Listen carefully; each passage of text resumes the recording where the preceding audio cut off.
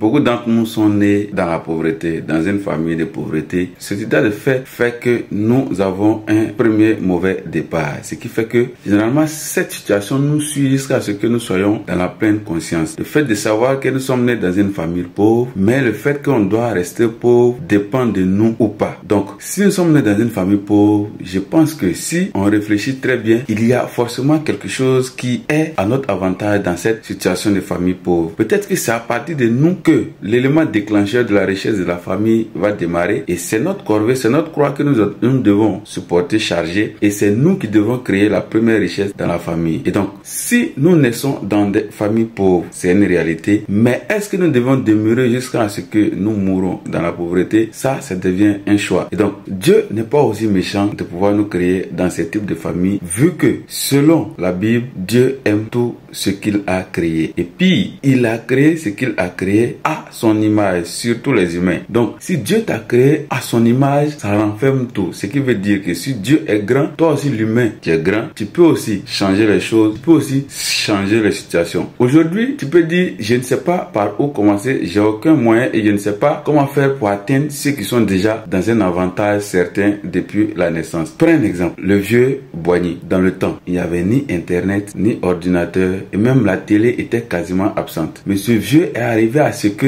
tout le monde le respectait dans la sous-région et il était l'un des plus riches dans le monde. Il y a même une histoire qui circule du fait que, après la Deuxième Guerre mondiale, la France demandait de l'argent à ses colonies pour pouvoir relever son économie. Le vieux Boigny, dans sa richesse, a donné à lui seul 10 millions de francs CFA dans le temps. Imaginez 10 millions de francs CFA dans ce temps. C'est de l'argent. Ça veut dire que le vieux, étant dans ce temps, sans un ordinateur, sans un smartphone, sans même la télé, a pu se faire de l'argent, a pu devenir riche et a pu être l'homme influent qu'il a été. Mais aujourd'hui, si aujourd'hui tu me suis et que tu regardes cette vidéo, ça veut dire que tu es connecté, tu as un smartphone et tu as souvent des data internet. Voilà un avantage dans ta main, dans ta situation de pauvreté, que tu peux transformer en une richesse. Il suffit juste de creuser, savoir par où commencer, et avec ce qui est dans ta main qui permet de faire que tu m'écoutes. Là maintenant, comment est-ce que tu démarres pour lancer quelque chose? Car nous sommes nés pauvres, c'est vrai, mais mourir pauvre ou devenir riche dépend sûrement de nos choix, de nos décisions et de nos actes que nous allons poser. Ciao, c'était Big Boss sur le Boss.